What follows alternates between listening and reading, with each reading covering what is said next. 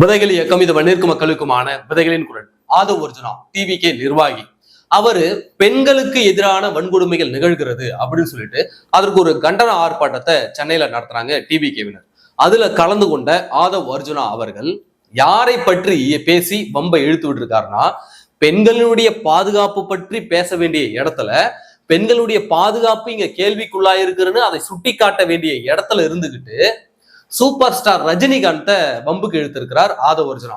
என்ன பேசினார்னாக்க, ரஜினிகாந்த் அரசியலுக்கு வர பார்த்தாரு, அத திமுகவினர் அவரை மிரட்டி வரவிடாமல் பண்ணிட்டாங்க, மன வலிமை அற்றவர் ரஜினிகாந்த் அப்படின்ற விமர்சனத்தை அங்க போய் ஆதவ் அர்ஜுனா வைக்கிறார்.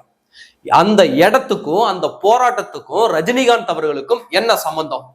இதை அங்கு பேச வேண்டிய தேவை என்ன சொல்லுங்க பார்ப்போம். அந்த போராட்டம் பெண்களுடைய பாதுகாப்பு இங்க கேள்விக்குள்ளாயிடுச்சு, பெண்களின் மீதான வன்முறைகள் இங்க அதிகமாயிடுச்சு. அதை கண்டித்து நடக்கக்கூடிய போராட்டத்துல இவருக்கு சூப்பர் ஸ்டார் எழுத்து பேச வேண்டிய தேவை என்ன? ஏனென்றால் இந்த ஆதவ் அர்ஜுனா ஆரம்பத்திலிருந்து நாங்க சொல்லிக்கிட்டு இருக்கோம், இவன் திமுகவினுடைய ஆளு, இவன் திமுகவால் தாவேகாவிற்குள் உளவு பார்க்கப்பட்ட அனுப்பப்பட்ட ஒரு உளவாளி அப்படின்னு நாங்க பல முறை சொல்லிக்கிட்டு வந்திருக்கோம். இந்த திமுக ஆட்சிக்கு எதிராக ஒரு போராட்டம் நடத்துறீங்க, அந்த போராட்டத்துல இந்த ஆட்சியினுடைய அவலத்தை தானே தோலுரிச்சு காட்டணும். இந்த ஆட்சியில பெண்களுக்கு எதிரான வன்கொடுமை எவ்வளவு நடக்கும் தானே தோலுரிச்சு காட்டணும். அந்த இடத்துல போய் நீ ரஜினிகாந்தை இழுக்கிறனா, இது தெரியாத அளவிற்கு, இப்ப ரஜினிகாந்தை இழுத்தா இது பிரச்சனையாகும்னு தெரியாத அளவிற்கு ஆதவ் அர்ஜுனா ஒன்னும் வாயில பால் புட்டியை வச்சுட்டு உட்காந்துருல, புரியுதுங்களா? அவர் ஒன்னும் பால் புட்டியை சப்பிட்டு உட்காந்துருல. அவரு இதுக்கு முன்னாடி நிறைய தேர்தல்கள்ல பல பெரிய கட்சிகளோடு சேர்ந்து ஒர்க் பண்ணியிருக்காரு. அப்ப அவருக்கு நல்லா தெரியும் இந்த விஷயத்தை பிடிச்சி நாம இழுத்தோம்னா நம்ம கூட சண்டைக்கு வருவாங்கன்னு.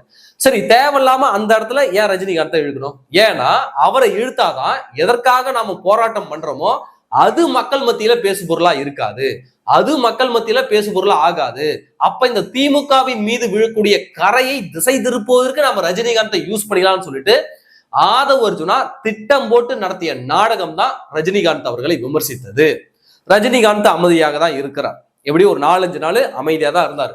சரி, என்ன நடக்குதுன்னு பார்ப்போம்னு இவங்க தாவேக்காவனால என்ன நினைக்கிறானுங்க, அப்படியே இவனுங்க பேசின உடனே அவர் அப்படியே எதிர் பதிலடி கொடுக்கணும் அப்படின்னு தவிட்டு தற்கொலையில் நினைக்கிறாங்க. அப்படி நினைச்சுக்கிட்டா இப்ப என்ன கேள்வி கேட்கறாங்கன்னா, ரஜினிகாந்த் அவர்கள் இன்னைக்கு ஒரு அறிக்கை விட்டுருக்காரு. கண்டன அறிக்கை மாதிரி இல்லாம அறிவுரை சொல்லக்கூடிய ஒரு அறிக்கையாக அந்த அறிக்கை இருக்கிறது. அந்த அறிக்கையை பார்த்த இந்த தாவேக்கா தவிட்டு தற்குறிகள் அவங்க என்ன மாதிரியான மீன் பண்ணிக்கிறாங்கன்னா, ஏன் இத்தனை நாள் சும்மா இருந்தாரு, இத்தனை நாள் சும்மா இருந்துட்டு ஏன் இன்னைக்கு பேசுறாரு, ஆதவ் அர்ஜுனா பேசி இத்தனை நாள் ஆகுது. ஆதவ் அர்ஜுனா ஒரு ஆளுக்கு கூந்தலே கிடையாது அவருக்கு, புரியுதா? அவன் பேசின உடனே அவனுக்கு பதிலடி கொடுக்கணும்ன்ற எந்த அவசியமும் ரஜினிகாந்த் அவர்களுக்கு கிடையாது.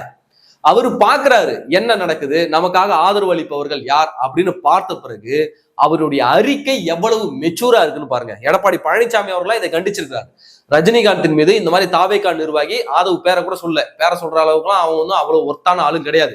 பெயரை கூட சொல்லாமல் எடப்பாடி பழனிசாமி அவர்கள் ஆதவ் அர்ஜுனாவை கண்டிச்சிருக்கிறார், ரஜினிகாந்தை பற்றி இப்படி நீங்கள் பேசி இருக்க கூடாது அப்படின்னு சொல்லி. அதுக்கு ரஜினிகாந்த் அவர்கள் என்ன மாதிரியான அறிக்கை விட்டிருக்காருனாக்க, தாவேகா கட்சியின் தலைமை பொறுப்பில் இருக்கும் திரு ஆதவ் அர்ஜுனா அவர்கள் சமீபத்தில் என்னை பற்றி உண்மைக்கு மாறான ஒரு கருத்தை தெரிவித்திருந்தார். அவருடைய அவதூறு கருத்தை கண்டித்து எனக்கு ஆதரவாக குரல் கொடுத்த தமிழக சட்டமன்ற எதிர்க்கட்சி தலைவர் மதிப்பிற்குரிய எடப்பாடி திரு பழனிசாமி, தமிழக பாஜக தலைவர் திரு நயினார் நாகேந்திரன், மத்திய அமைச்சர் திரு எல் முருகன், தமிழக அமைச்சர் திரு ரகுபதி, திரு தொல் திருமாவளவன், திரு SP வேலுமணி, நண்பர் திரு அண்ணாமலை, திரு அர்ஜுனமூர்த்தி, திரு அன்புமணி ராமதாஸ், திரு GK வாசன், திரு ஜான் பாண்டியன், திரு புகழேந்தி மற்றும் பல கட்சி அரசியல் தலைவர்கள், திரு அமீர், திரு G தனஞ்சயன் மற்றும் திரையுலக நண்பர்கள் மற்றும் திரு நக்கீரன் கோபால், சாணக்கியா திரு ரங்கராஜ் பாண்டே மற்றும் ஊடகத்துறையினர், என்னை வாழ வைக்கும் தெய்வங்களாக ரசிக பெருமக்கள் அனைவருக்கும் என்னுடைய மனமார்ந்த நன்றியை தெரிவித்துக் கொள்கிறேன் அப்படின்னு சொல்லியிருக்காரு. அதாவது இவர் நேரடியாக தாவேகாவில் பொறுப்புல இருக்கக்கூடிய ஆதவ் அர்ஜுனாவை கண்டிக்கல, என்ன அவதூறா பேசியதை கண்டித்த அனைவருக்கும் நன்றின்னு சொல்றாரு. நன்றின்னு சொல்லிட்டு ஒரு லைனை பெருசா குறிப்பிடுறாரு. என்ன தெரியுமா? காலம் பேசாது, ஆனால் காத்திருந்து பதில் சொல்லும். இந்த லைன் மிக மிக மிக முக்கியமானது. ரஜினிகாந்த் அவர்கள் எவ்வளவு மெச்சூரான ஆளு, எவ்வளவு அனுபவத்தை அவர் பார்த்துக்கிட்டு வந்திருக்காரு, அவருடைய தகுதி, அவருடைய நிலை என்ன என்பதை இந்த வார்த்தை சொல்லுது. அதாவது காலம் பேசாது, ஆனால் காத்திருந்து பதில் சொல்லும். காலம் உடனடியாக பதில் சொல்லாது. ரஜினிகாந்த் அவர்கள் உடனடியாக உங்களுக்கு பதில் சொல்ல வேண்டிய அவசியம் இல்லை. ஆனால் இதனுடைய எதிரொலி தேர்தல் களத்துல உங்களுக்கு எதிராக ஒலிக்கும் என்பதை ரஜினிகாந்த் அவர்கள் சொல்ல வராரு. இதுதான் அவருடைய பக்குவப்பட்ட மனது என்கிறோம் நாம. ஏன்னா இந்த தவிட்டு தற்குள்ள இன்னைக்கு போட்டு ரஜினியை போட்டு குதறிக்கிட்டு இருக்காங்க. ஆனா ரஜினி ரசிகர்களை பத்தி அவருக்கு தெரியல. அவர்களுக்கென்று ஒரு தனி ரசிகர் பட்டாளம் இருக்கு. இன்னைக்கு இந்த தாவேகா பசங்க வாய் வைக்காத இடமே கிடையாது. எல்லாரையும் போய் கடிச்சு வைக்கிறானுங்க. இப்ப எல்லாரும் சேர்ந்து ஊம குத்த போறாங்க. இப்போ நம்ம ஒரு அரசியல் காலத்துல நிக்கிறோம்னாக்க தாவேகா ரசிகர்கள் மட்டும் அத்தனை பேரும் வந்து ஓட்டு போட்டு ஜெயிக்க போறது கிடையாது. அதை முதல்ல புரிஞ்சுக்கணும்.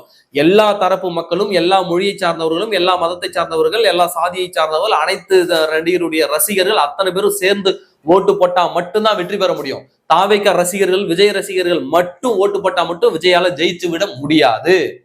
அப்போ நிலைமை இப்படி இருக்கும்போது இந்த தாவேகா பசங்க எல்லாரையும் பாக்குற அத்தனை பேரையும் கடிச்சு வைக்கிறானுங்க, குதறி எடுக்கிறானுங்க. இதனுடைய விளைவு தேர்தல் களத்துல தெரிய வரும். தேர்தல் களம் இவர்களுக்கு தெளிவான பாடத்தை புகட்டி கொடுக்கும் என்பதுல எந்த விதமான சந்தேகமும் இல்லை. அதைத்தான் ரஜினிகாந்த் அவர்கள் குறிப்பிடுறாரு. காலம் பேசாது, ஆனால் உரிய பதிலை அது தரும் அப்படின்னு அவர் சொல்றாருனாக்க அதனுடைய அர்த்தம் இதுதான். அது மட்டும் இல்லாம ஆதவ் அர்ஜுனா தொடர்ச்சியாக திமுக மீது விழக்கூடிய பழிகளை திசை திருப்புவதற்கு தாவேகாவில் இருந்து கொண்டு பல காரியங்களை அவர் தொடர்ச்சியாக செய்து வருகிறார். இதை அமைதியாக அவர் காசு கொடுக்கிறாருன்ற ஒரே காரணத்துக்காக விஜய் அவர்கள் வந்து அவரை அனுமதிச்சுக்கிட்டு இருக்காரு.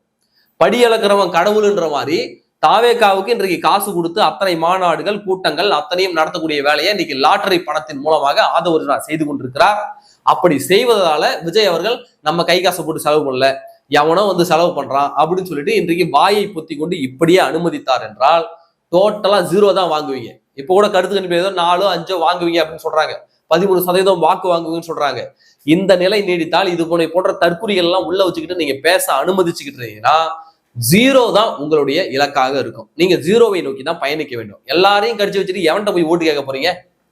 யார்கிட்ட போய் ஓட்டு கேட்க போறீங்க? இப்ப சம்பந்தமே இல்லாம பெண்கள் பாதுகாப்பு பேச வேண்டிய விஷயத்துல போயிட்டு ரஜினிகாந்தை பிடிச்சி இழுத்து விட்டு இப்ப தேரை எடுத்து தெருவில் விட்ட மாதிரி ஆயிடுச்சா?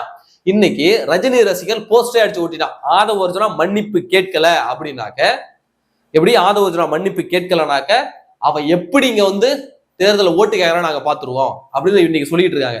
இப்ப திடீர்னு ஆதவ அர்ஜுனா எங்கேயாவது அவருடைய தொகுதிக்கு போட்டி போட பிரச்சாரத்துக்கு போறாருன்னு வச்சுங்களேன், ரஜினி ரசிகர் 2-3 பேர் கல்ல விட்டு கெட்டாசாங்களா என்ன பண்ணுவாரு கூட்டத்துல?